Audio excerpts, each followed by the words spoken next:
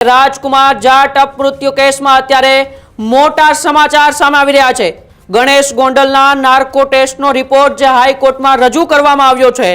Narco test દરમિયાન ગણેશ ગોંડલને કુલ 31 પ્રશ્નો પૂછવામાં આવ્યા હતા। બનાવ, મારામારી અને ફેટલ એક્સિડન્ટ અંગે પ્રશ્નોત્તરીય નાર્કો ટેસ્ટની અંદર કરવામાં આવી હતી। ત્યારે નાર્કો ટેસ્ટમાં કોઈ કાવતરું નહીં હોવાનો ખુલાસો પણ અત્યારે સરકારી વકીલે કર્યો છે। ત્યારે તપાસ અધિકારીને નાર્કો બાદ સૂચનો પણ કરવામાં આવ્યા હતા એવું સરકારી વકીલે અત્યારે એ હાઈકોર્ટની અંદર જે રિપોર્ટ રજૂ કર્યો છે તેમાં કહ્યું છે। તો આરોપીએ કોઈ કાવતરું નથી કર્યું કે બદલો નથી લીધો તેનો પણ ઉલ્લેખ એ રિપોર્ટની અંદર કરવામાં આવી રહ્યો છે।